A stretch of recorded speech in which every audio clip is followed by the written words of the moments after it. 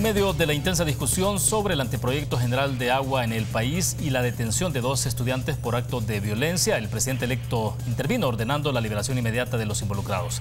En un país con Estado de Derecho y respeto a la institucionalidad, ¿cómo se debe interpretar esa declaración? La respuesta a esa y otras preguntas aquí en 8 en punto.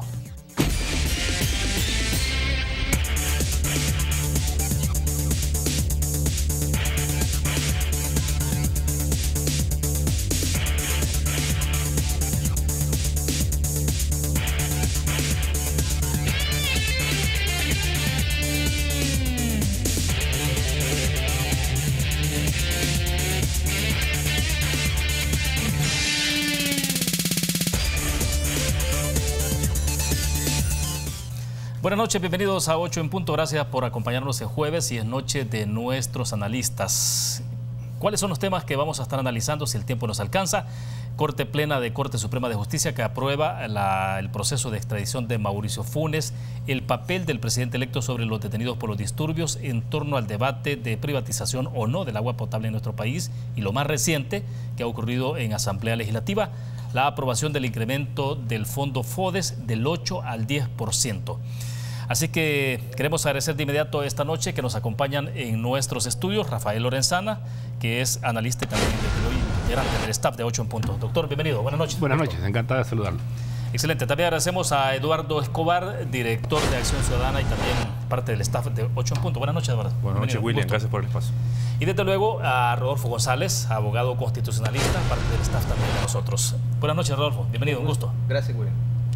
Bueno, excelente. Vamos a entrar entonces, a ver, colocamos un poco en perspectiva, son varios temas, vamos a tratar de avanzar, pero bueno, toda esta discusión que se ha armado en torno a la supuesta privatización o no del agua en nuestro país, la ley que está en debate en Asamblea Legislativa, ayer ustedes vieron, bueno, a través de teleprensa, ¿no? Todas las imágenes, lo que ha ocurrido alrededor de los hechos de violencia que se originaron allá alrededor de la Asamblea Legislativa, quebraron vidrios de automóviles, también algunos vidrios ahí de Corte Suprema de Justicia, de los ventanales. Y como punto de partida, bueno, se habla del tema central sobre esta normativa que está en debate en Asamblea, la conformación de la Autoridad Nacional del Agua con 7 representantes. Dentro de esos 7 hay 2 que son del sector agropecuario y el sector industrial. Pues esto es lo que se está asumiendo como un tema que tiene que ver con el asunto de privatización. Pero en medio de toda esta situación de la detención de los estudiantes, ustedes vieron, tenemos ahí el tuit también, por cierto, para poner un poco el contexto y saber de lo que estamos hablando, porque es el tuit que escribió Nayib Bukele, el presidente electo, el día de ayer, cuando decía él: exijo a la Policía Nacional Civil la inmediata liberación de los estudiantes de la universidad que están detenidos. De lo contrario, se abrirá un expediente a los involucrados a partir del 1 de julio. Lo que siguió en consecuencia, pues sí, no fue precisamente esto, sino que el procedimiento de ley prácticamente fue el que se cumplió y los estudiantes quedaron libres ahora, pero después de seguir el proceso. Doctor Lorenzana, un poco entonces el debate sobre esta normativa, pero bueno, lo que escribió el presidente electo el día de ayer. Eso es lo más preocupante realmente, porque hay muchas formas de ver esto. En primer lugar, a mí me preocupa la actitud del presidente, que es quizá lo que todo el mundo hemos comentado el día de ahora. Es la actitud del presidente. En primer lugar, es presidente electo, no es el presidente de la República. No está todavía en funciones de exigir nada. Y segundo, tiene que respetarse el Estado de Derecho y no puede ser el presidente electo el primero que venga a dar órdenes y a decir que lo suelten porque están haciendo algo que a él le parece que está bien. No es así, no funciona así. Es el Estado de Derecho, hay que respetarlo. Eso ha causado una tremenda alarma. Ustedes son testigos de que yo en este programa y en algunas otras intervenciones mías he estado diciendo que hay que darle apoyo al presidente, que hay que ayudarle, que la gente colabore con él.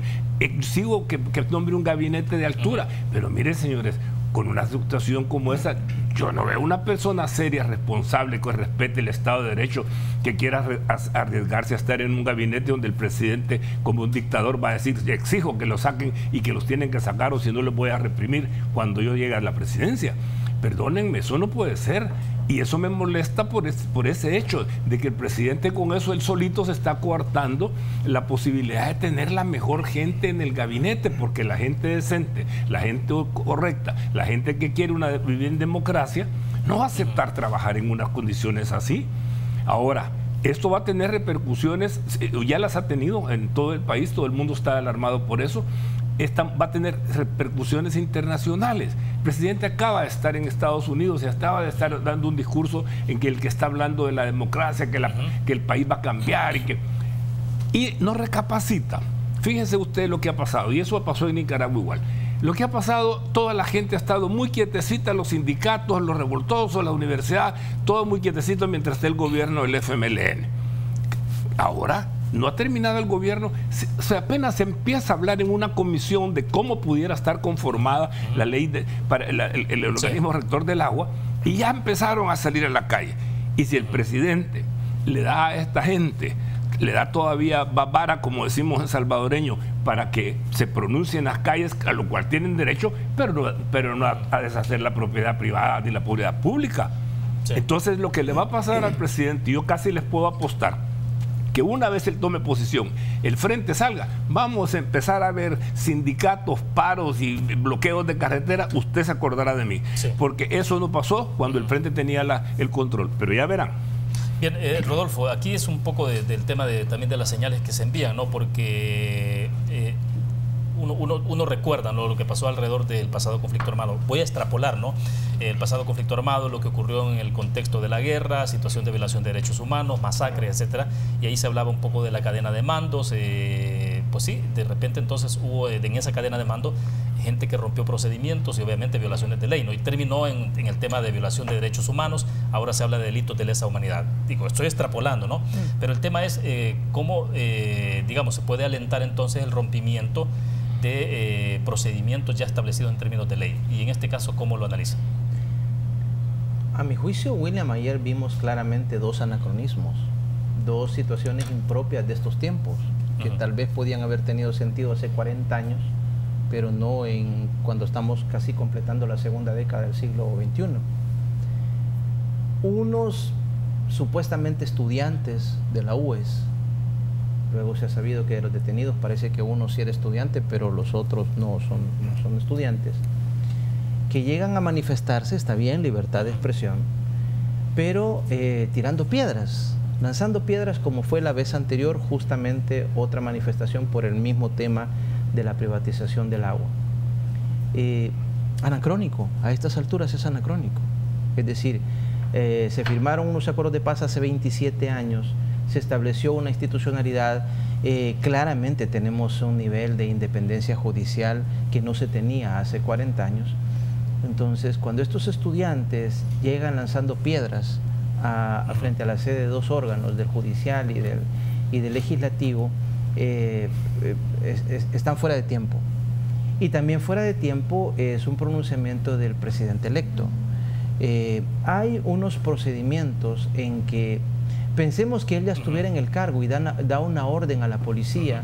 Estos estudiantes que están protestando no los van ustedes a detener. Digamos que ya estuviéramos después del 1 de junio. Sí. Porque puso un tuit algo así, aquí no vamos a hacer como Honduras y como Nicaragua. Esto no impide que la Fiscalía pueda investigar a vándalos por daños a la propiedad, por daños a la integridad de alguien, por cualquier delito del Código Penal, decretarles detención administrativa y ser juzgado por los tribunales. Y si se determina su responsabilidad, pues condenarlos o resolver lo que sea pertinente. También es anacrónico un presidente que, como dice el doctor Lorenzana, ni siquiera es presidente en funciones, es electo, pero si lo fuera, es anacrónico, está fuera ya no corresponde a estos tiempos este tipo de pronunciamiento a golpe de tweet, querer intervenir en procedimientos normales. Entonces, cuando salió la policía, el jefe, creo, de comunicaciones de la policía, diciendo las razones por las cuales se habían detenido, bueno, estaba siguiendo un procedimiento. Parece que al final la Fiscalía pidió el procesamiento, pero sin pedir detención. Exacto. Bueno, los procedimientos normales de un Estado de Derecho, que es lo que aquí hemos hablado, hay que ubicarse un poquito en los tiempos que estamos viviendo. Perfecto. Eduardo, un poco la opinión entonces. El mayor déficit desde mi punto de vista que ha tenido nuestro país y esa es la causa o la razón por la cual estamos en esta situación de corrupción, de poco desarrollo, es precisamente porque se ha pasado por sobre la institucionalidad. Y no estoy hablando necesariamente solo de la institución como tal, sino que estoy hablando de procedimientos, leyes, plazos, etcétera, etcétera. O sea, a todo esto me refiero. Y en esa medida el llamado que hizo el presidente de la República y sobre todo el plazo que estableció, porque estableció un plazo de 2 horas, sin duda está dejando de lado la existencia de una institucionalidad que, si bien no es la mejor, pero en un Estado democrático de derecho debe de imperar lo jurídico, debe de imperar la ley, debe de imperar los procedimientos y las instituciones. O sea, hay que gobernar, hay que actuar desde las instituciones, con las instituciones, no fuera de las instituciones. Entonces, el llamado que hizo el presidente electo, viene a sumarse a esta cadena de actos que hemos venido observando durante más de 30 años en este país, donde se irrespeta la institucionalidad. O sea, estamos al mismo nivel, con ese pronunciamiento, estamos al mismo nivel de lo que veíamos en época de la guerra, donde yo podía detener, si yo era cuerpo de seguridad, podía detener a cualquier persona sin ningún fundamento y no había quien velara por el derecho de esta persona que era detenida. O sea, estamos en una situación, salvando las diferencias, pero digo, donde se está violentando la institucionalidad. Bueno, y quiero cerrar con algo más, porque ha ocurrido algo también y que creo que vale la pena colocarlo en el contexto y a ver si ustedes tienen opinión después de la pausa. Pero es justamente la Universidad Centroamericana escribió un tuit donde dice, vamos a ver si se lo mostramos ahora a ustedes ahí en pantalla, dice: la UCA entró en Facebook en 2010. Hace unos días, por primera vez desde entonces, un sector descontento con un artículo de opinión invisibilizó el texto de esa red social denunciándolo en masa con motivos falsos. El artículo está ahí, ¿qué cabe esperar del nuevo gobierno? Era la pregunta, el encabezado de ese artículo de opinión, que hace referencia, entre muchas cosas, al hecho de que decía el artículo, dice el artículo, tenemos a un presidente electo del que no se sabe a ciencia cierta cómo gobernará. Mes y medio después de su elección no ha anunciado a su equipo de transición. Más adelante hablaba también de cuál es la situación de lo que advierten los economistas reconocidos en nuestro país sobre la situación fiscal que está al borde del colapso. Bueno, a varias cosas, pero eso ocurrió, ¿no? La UCA lo puso en perspectiva prácticamente al decir de que un grupo había invisibilizado este texto en la red social ahí en Facebook.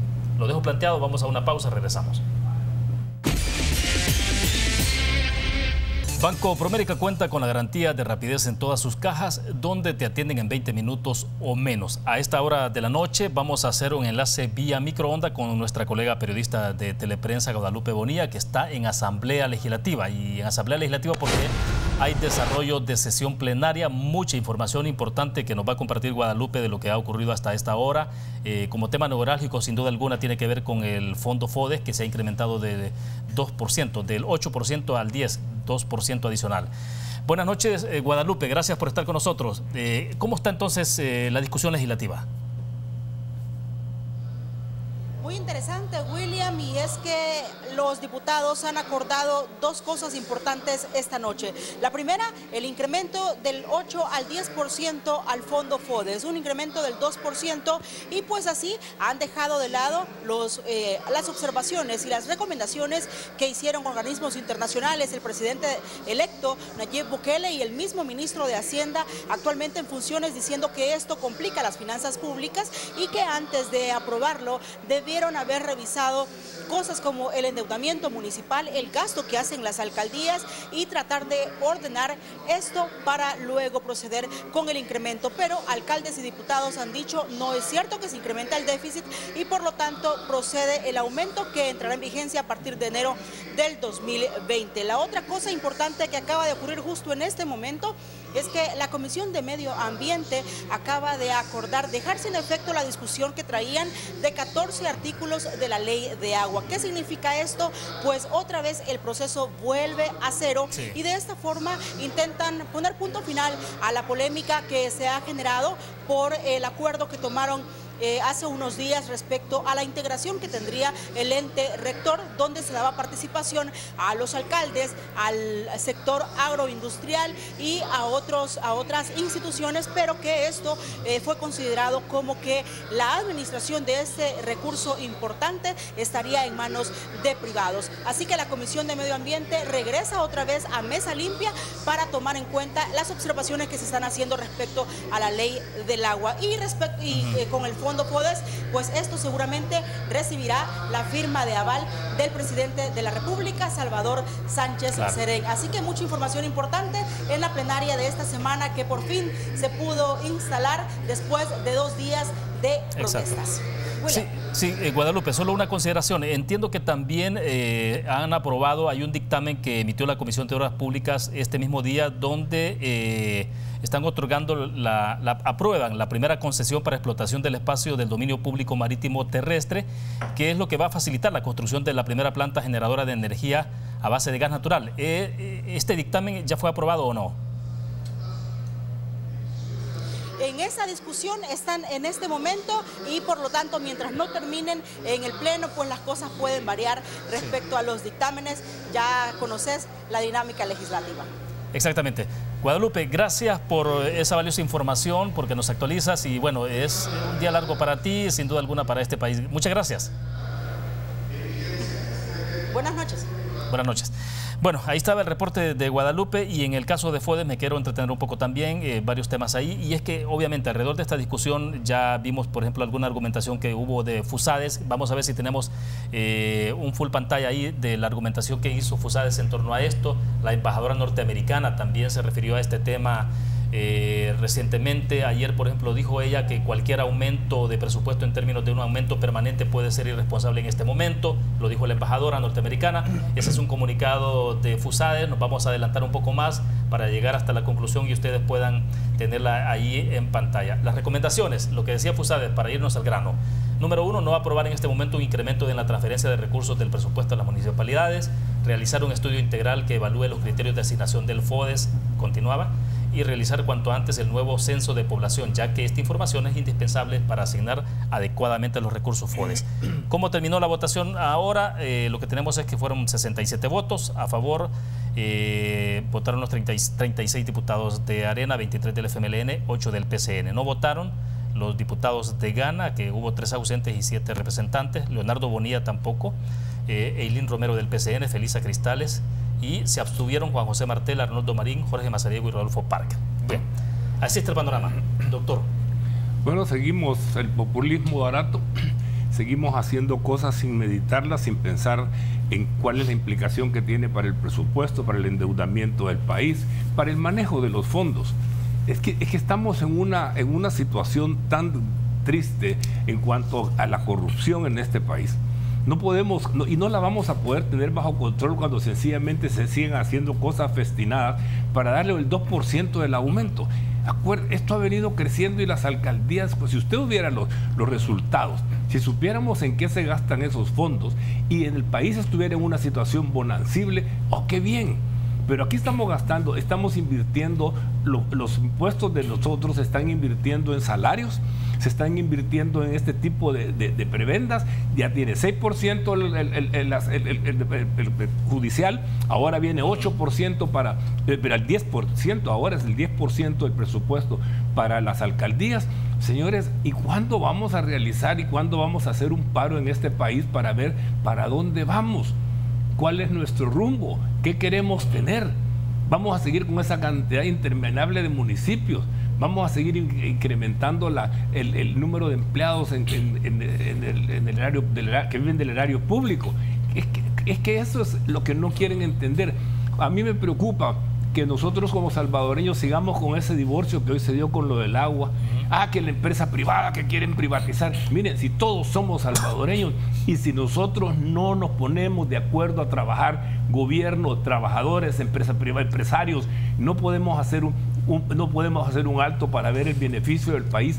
No vamos a salir ninguno, ni empresarios, ni trabajadores, ni gobierno, de este subdesarrollo que nos está ahogando. Y lo único que vamos a tener, como ahora, incrementar el presupuesto y la deuda, pues que se incremente la deuda. Sí. Ahora bien, Eduardo, pero bueno, ahora justamente en medio de todo esto en redes sociales le recordaban al presidente electo, ¿no?, que el 6 de septiembre en su cuenta de Facebook, 6 de septiembre de 2018, Nayib Bukele, entonces candidato, decía: propuesta número 11, incrementar el FODES del 8 al 10%. Y hacía toda una argumentación en torno a esto de por qué era necesario incrementar el FODES. Claro. Claro, ahora ya como presidente electo, pues sí, ha cambiado la argumentación, que me imagino que ahora también el presidente electo está viendo los números reales de ingresos y egresos que se tienen en las arcas públicas. Claro, eso llama la atención, que el presidente electo hace un par de meses, esta era una de las banderas que estaba proponiendo, que iba a impulsar desde el Ejecutivo una vez llegara a ganar la presidencia, el incremento del porcentaje de FODES. Ahora, llama la atención que en aquel momento, aparte de que ahora ya está reculando, si se quiere decir de alguna manera, con esta propuesta y está matizándola diciendo de que hay que hacer un estudio, hay que hacer una evaluación del impacto y todo esto, pero habría que preguntar en aquel momento de la campaña electoral cuál fue la base, cuál fue el sustento de esta propuesta, o sea, si tenía un estudio del impacto, porque eso tampoco lo sabemos en este momento con esta aprobación, no sabemos basados en qué se dio ese incremento, el porcentaje. En segundo lugar, no se sabe el impacto que va a tener, o sea, hay que medir el resultado que se va a tener y digo, el impacto también en términos financieros para el Estado y los resultados que se esperan obtener. Entonces, en esa medida, sería bueno, creo yo, que el presidente, más que estar señalando que es una irresponsabilidad de la Asamblea Legislativa, diera a conocer también los datos en los cuales él se basó para hacer la propuesta. Y aquí solo quiero agregar algo rápido, William. Esto creo que es una respuesta de la Asamblea Legislativa a la estrategia que está teniendo el presidente, que ya le hemos señalado acá. El presidente electo los está llevando a su cancha. Entonces la Asamblea está cayendo, queriéndole salir adelante aparentemente con este tipo de aprobación de medidas que, digo, como dice el doctor, parecen más populistas que otra cosa. Perfecto. Para cerrar este segmento, Rodolfo. FODES tiene un problema. FODES tiene fundamento constitucional. Hay un artículo de la Constitución que ordena que se establezca un fondo para el desarrollo económico y social de los municipios. No dicen qué porcentaje. Creo recordar que empezó con 6%, luego se subió al 8% y ahora se ha subido al 10%. Y en algún momento también se señalaba el problema de la rigidez. Ya hay un 6% intocable, que es el del órgano judicial. Y se decía hace 20 años otro 6%, que es el de FODES. Entonces quedaba en ese momento a disponibilidad para otras cosas y la rigidez que implicaba el solo disponer del 88%. Y ahora es menos, porque es un 16% que queda rígido, porque por esta cuestión que queda permanente. Claro, el FODES se puede modificar en la ley, pero es bastante complicado pelearse con los diputados, con los alcaldes por parte de los distintos grupos parlamentarios. Pero hay otro problema más de fondo que pocas veces se discute o cada cierto tiempo se vuelve a mencionar. Tenemos un Estado unitario con fuerte descentralización. Esta Constitución es la más generosa de nuestra historia, con autonomía municipal, pero por la poca población, por la ubicación en el territorio que puede tener este municipio, etcétera, hay distintas razones que hacen inviable el autofinanciamiento de algunos municipios. Y cada cierto tiempo vuelve a surgir la pregunta, ¿de verdad necesitamos 262 municipios en los 20.000 kilómetros cuadrados del territorio? Y si de verdad los necesitamos, porque yo estoy convencido que los partidos lo ven como espacios para trabajo territorial en las campañas, como nichos, espacios para hacer trabajo territorial, si se toma la decisión de mantenerlos, ¿qué se puede hacer? Porque hay municipios que con sus propias tasas e impuestos municipales no logran ni siquiera pagar el salario del alcalde, de los concejales y del personal que trabaja para el municipio. Entonces, municipios, ¿qué clase de autonomía es la que puede tener un municipio que en lo financiero depende del Estado central, del gobierno central que le esté transfiriendo? Eso no es autonomía de verdad, no es autonomía real. Bueno, solo quiero preguntar algo, Rodolfo, por información. Y este es 10% para todo, o sea, que el 10% agarra un pueblito que no tiene para mantener, ¿cómo agarra Antiguo Cujatlán, que es la ciudad más rica de más impuestos? Fue la tesis que dio el diputado Leonardo Bonilla hoy. Exactamente. Que él se abstuvo de votar, dijo, porque no se ha hecho diferenciado. Claro. Aquí hay municipios en los cuales hay estudios que hacen algunas fundaciones y organismos que determinan que hay municipios que tienen perfecta capacidad de no recibir ni siquiera ni un centavo. El ejemplo más claro, antiguo Cuscatlán, Santa Tecla, San Salvador, de repente, que no necesitan un centavo de FODES, y habrá otros que tal vez necesitarán 10, son palabras del diputado Leonardo Bonilla, incluso podrían necesitar más del 10%. Pero eso implica un estudio en profundidad del impacto que esto produce en las finanzas públicas. No estamos para tomar decisiones con puro criterio político sin el sustento económico necesario para eso. Perfecto. Y de los 6 puntos que señalaba Fusades sobre este tema, por ejemplo, el número 1 decía que la deuda pública municipal se ha expandido significativamente. Por ejemplo, 2011 de 302 millones se ha pasado ahora para 2018 a 528 millones de dólares. Deuda pública municipal. Vamos a la pausa, volvemos. Bueno, son varios temas en agenda, vamos a tratar de avanzar porque el tiempo ya se nos ha recortado. Corte Plena resuelve de forma unánime entonces suplicatorio para la extradición de Mauricio Funes y su grupo familiar. Todos los magistrados a favor. Rodolfo, un poco aquí, ahí sí que, bueno, como ex magistrado, ¿no? Vamos a escuchar la primera opinión de Rodolfo sobre esto, porque uno piensa, bueno, porque el presidente Funes decía, desmeritando un poco esta decisión de Corte Plena, bajándole perfil, pero al final dice, después de todo lo que escribió en Twitter, dice, bueno, pero al final de cuentas el presidente Ortega es el que va a tiene la última palabra. ¿Hay alguna ventana adicional en medio de todo esto que abra posibilidad que más allá de que Ortega pueda tomar una decisión también algún convenio internacional lo obligue o no? Así en términos de forzosamente entregarlo, dado que el gobierno actual de Nicaragua, que la verdad es que ni Funes ni nosotros sabemos aquí cuánto más va a durar Ortega y Rosario Murillo en Nicaragua, pero bajo el entendido de que continuara bastante tiempo más.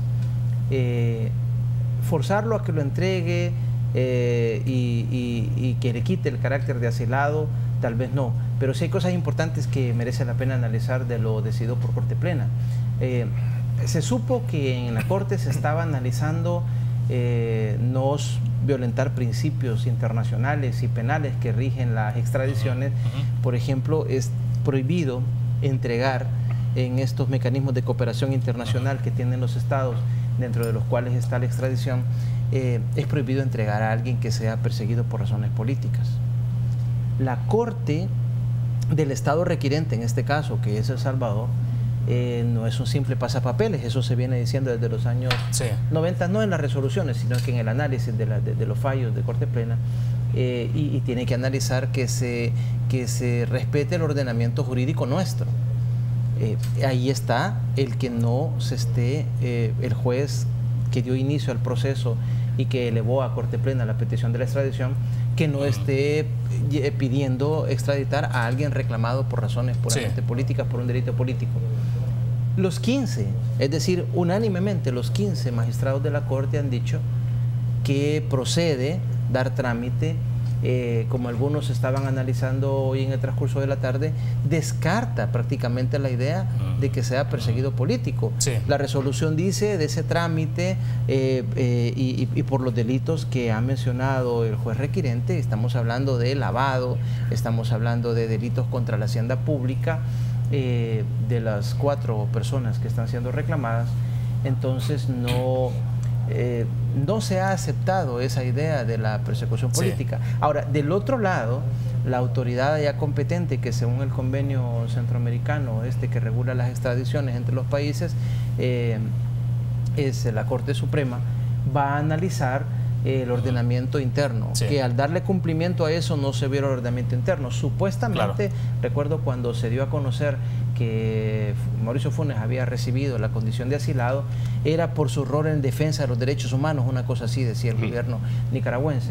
Y entonces es de las cosas que tendría que analizar allá la autoridad central para decidir sobre los temas de extradiciones y de cooperación internacional contra la delincuencia, que es la Corte nicaragüense. Pero como digo, el que aquí por unanimidad se haya tomado esa decisión implica que nadie tuvo dudas de que si esto es un caso de persecución política o no, sino que se vio que el tratamiento que se está dando por la Fiscalía, por el juez requirente, el juez que dio inicio a la petición que le llegó a la Corte, es por delincuencia común delincuencia, corrupción, delitos, algunos elementos básicos, mínimos hay en la petición y en las imputaciones que se le hacen a Mauricio Funes. Perfecto, Eduardo, un poco la opinión también, pero quiero mostrarles a ustedes el texto. Esta no es la resolución completa, sino el comunicado que subió Corte Plena.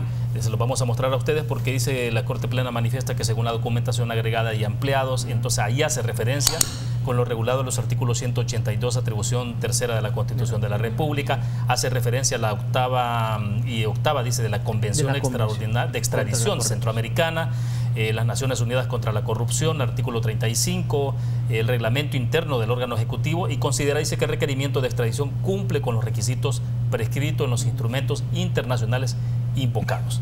Eduardo.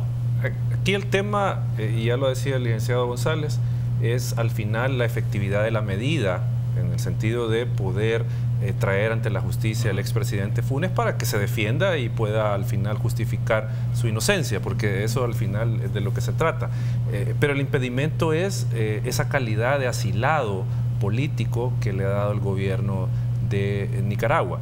Ahora, habría que entrar a analizar, también ya lo decía el licenciado González, no sabemos cuánto tiempo va a durar el gobierno de Ortega al frente de Nicaragua. ¿Y qué es lo que quiero decir? No sabemos si ya políticamente esto puede ser una carga para el gobierno de Nicaragua, que ya tiene muchos problemas, entonces echarse otro problema en términos coloquiales, no sabemos si lo va a aceptar, porque hasta cierto punto, por información que se tiene, no es el trato entre Ortega y el expresidente Funes para darle el asilo, sino que hay más una relación de entre partidos, entre gobiernos, y no es tanta la relación con el expresidente. O sea, es el compromiso con el partido, con el FMLN, no con el expresidente Funes. Entonces, no sabemos cuán saludable está políticamente para aguantar eso Daniel Ortega y retirarle esa calificativo de asilado, y que por lo tanto se pueda acceder a traerlo al país para que se defienda. Doctor Lorenzana, interesante, ¿no? Porque fue la decisión de Corte Plena unánime, y en el pasado se ha hablado siempre el término de las corrientes de pensamiento jurídico, pero también las corrientes políticas que pueden tener influencia en Corte Suprema de Justicia. Entonces ahí hay algunos magistrados que pueden responder, decían en el pasado, al FMLN, pero bueno, ahora ha sido unánime la votación. Sí, ha sido muy interesante, sorprendente, la verdad. Sorprendente que haya sido unánime, y la verdad que creo que las Cortes por lo menos ha sido más inteligente que los partidos para entender el mensaje de los salvadoreños. La verdad que ya no podemos seguir tolerando la corrupción. Eso nos está minando, nos está dañando a todos, y inclusive a las familias de los mismos magistrados. A todos nos daña la corrupción. Creo yo que lo más prudente es lo que se ha hecho. Me lo celebro, me alegra. La Corte en la Sala Constitucional ha dado buenas señales últimamente. Ahora la Corte Plena, si eso se mantuviera, y creo que va a ser importante, si vamos a tener actitudes como la que vimos el día de ayer del señor presidente electo, en el futuro vamos a tener que tener un aparato judicial bastante fuerte, sólido, y que haga respetar y evaluar el estado jurídico de este país, porque así como ayer la muestra no está muy bonita, no está muy buena que digamos, y ahí vamos a necesitar que la Corte, los jueces sean realmente entregados a cumplir el juramento constitucional. Doctor, ¿y eventualmente tenemos una institucionalidad que pueda hacer frente a situaciones de ese tipo a futuro? Mire, yo creo que sí, yo creo que la hemos venido construyendo. Nosotros nos desesperamos, queremos todo, pero la verdad es que tenemos que los salvadoreños empezar a pensar bastante como salvadoreños, no como partidos, no. Mire, por años nos han sembrado que la empresa privada contra el gobierno, contra los trabajadores. No, si es que el país es de todos. Y todos tenemos responsabilidades y tenemos que hacer algo para construir. Esta es una oportunidad, y el señor presidente, espero electo, creo que sea lo suficientemente inteligente que se deje asesorar por personas correctas para que no cometa errores como el de ayer, y que podamos nosotros poder ver para un mejor país. Yo sí creo que la tenemos. A mí, por ejemplo, el otro tema que no viene al caso, pero que ahí está latente, es el de las ICIES. Es otros 5 pesos que hay que discutir, porque nosotros o fortalecemos lo nuestro, o fortalecemos lo que hemos ido creciendo con ello, o sencillamente le vamos a dar la oportunidad que alguien más nos venga a corregir la plana. Me molesta Me molesta que todo el tiempo estemos viendo a ver quién nos va a venir a salvar de este paquete donde nos hemos metido. Responsabilicémonos. Bueno, excelente. Nos quedamos en el punto. Hacemos la última pausa comercial. Volvemos. Bueno, nos quedan 7 minutos y medio para cerrar, así que a manera casi queda un poco de conclusión, pero estábamos en el cierre del segmento pasado sobre el tema de si sí o no si sí, bajo qué términos, qué es lo que hay que discutir para dar luz en torno a esto, las experiencias más inmediatas que tenemos de la CICIG, doctor Lorenzana. Sí, ese es un tema sumamente delicado que ahorita obviamente está candente porque fue parte de la oferta de campaña del señor presidente electo. Eso, claro, es indudable que todo buen salvadoreño quiere que se combata la corrupción. Y tenemos que combatir la corrupción si queremos salir adelante. Cada día esto se está poniendo cada día más grueso. Ahora me hablaba una persona y me dice, mire, vas a estar en el programa, pero ¿qué no mencionás que tiene tres sorteos que el premio grande de la lotería no sale? ¿Para quién se lo están guardando? Entonces, ¿por qué? Porque hace un pocos días salió que habían detenido personas en la lotería porque estaban jugando a enriquecerse del dinero del pueblo. Entonces, si eso está pasando, yo me tomé el trabajo de decir, llamé a la lotería ahora y le pregunto, mire, ¿cómo está eso? Ah, pues sí, fíjese que entre los 3 últimos sorteos no ha salido el premio mayor. Bueno, le aseguro que va a salir antes de junio, porque la verdad es que uno no puede dejar de otra cosa que pensar que este problema de la corrupción nos está agobiando. Pero eso no quiere decir que vamos a entregar la soberanía de El Salvador, eso no quiere decir que vamos a debilitar nuestras instituciones. Estamos hablando del Poder Judicial, la Corte Plena ahora nos da una buena idea, nos da una buena resolución con Mauricio. La Sala de lo Constitucional nos ha dado buenas resoluciones en estos últimos días. Entonces, la Fiscalía se ha mejorado su función. Lo que pasa es que no queremos ver a dónde están los problemas. ¿Le dan los recursos suficientes a la Fiscalía? No, al FODES le dieron el 2%. ¿A la Fiscalía cuánto le aumentan? ¿Cómo trabajó Douglas Meléndez si no era con la cooperación internacional? Lo que pasa es que eso no se reconoce. Sí. Entonces ahora se quiere venir y hay que ver, y ahí sí ustedes, que los abogados, pueden opinar mejor si es que la Constitución permite o no, y en qué condiciones permite que venga otra gente a meter la cuchara en El Salvador. Bueno, y mientras estamos conversando, que se conoce, hay un comunicado de la Fiscalía General de la República a propósito de lo que hizo la Sala de la Corte Plena de aprobar la extradición de Mauricio Funes, el proceso. Le recuerda, por ejemplo, que tiene 3 procesos abiertos en investigación. El Juzgado Quinto de Paz en San Salvador, que ordenó detener, dice, al exmandatario por divulgar el reporte de operaciones sospechosas ROS. La entrega de dádivas al ex fiscal general Luis Martínez y anomalías administrativas en la construcción de la presa del Chaparral. Pues tiene todavía pendientes eso. Exactamente, está recordando la Fiscalía. Yo quiero retomar, William, una pregunta que usted decía al doctor Lorenzana. ¿Cómo está la situación de nuestra institucionalidad? Sí.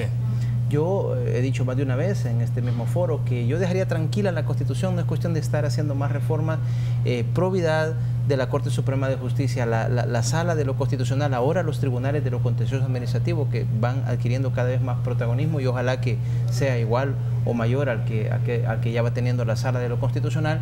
La Fiscalía, el Tribunal de Ética Gubernamental, la Corte de Cuentas. Hay institucionalidad que, si funcionara al ritmo que es de desear, seguiría produciendo más resultados de los pocos que ya hemos comenzado a ver en el tema del combate a la corrupción. Hablar de un apoyo internacional, como yo lo veo siempre, los mecanismos internacionales son coadyuvantes, complementarios, subsidiarios a los mecanismos internos. Entonces, la gran apuesta, otra decisión de Corte Plena que se tomó por unanimidad, no extraditar a los militares que estaban siendo reclamados por la Audiencia Nacional de España para procesarlos por el asesinato del caso jesuita. ¿Para qué? Para que se juzgue internamente. Sí. Y en esos debates de Corte Plena, que sí, todavía yo integraba Corte Plena y participé, se decían cosas interesantes. Hay que esperar que nuestra justicia, además de procesar la delincuencia ordinaria, procese los grandes casos de corrupción, los grandes grandes crímenes de lesa humanidad del conflicto y los casos de crimen organizado, de narcotráfico, de las pandillas, etcétera. Sí. Si no dejamos que nuestra justicia penal crezca, se va a quedar enana, porque viene otras instancias de fuera y el asesinato del ex embajador de Sudáfrica se va a investigar en Sudáfrica y el de las monjas francesas se va a investigar en otros países y nuestra justicia no va a funcionar.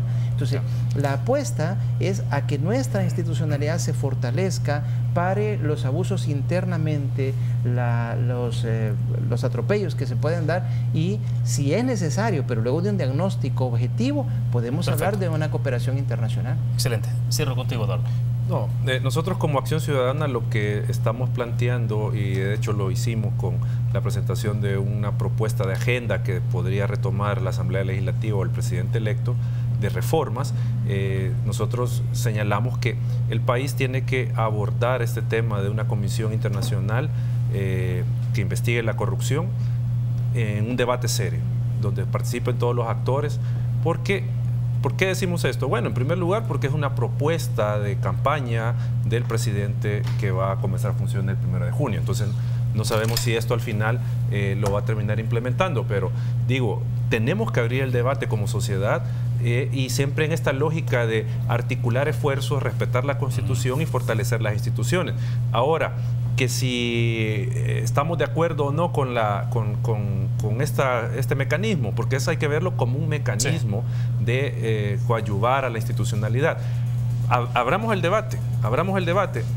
En mi carácter personal digo, hay poco margen para que la institucionalidad pueda funcionar ya. O sea, hemos visto muchos retrocesos, muchos estancamientos que, digo, hacen difícil que podamos llegar al fondo de toda esta institución. Se nos fue el tiempo. Gracias, Eduardo, por estar con nosotros. Un gusto. Gracias, Rodolfo. Muy gentil. Gracias, muy excelente. Doctor, muy encantado, un placer estar con ustedes. Bueno, excelente, gracias a ustedes que nos acompañaron. Nos vemos mañana, 8 en punto. Roberto Dawison, alcalde de Santa Tecla, es nuestro invitado. Que descansen, buenas noches.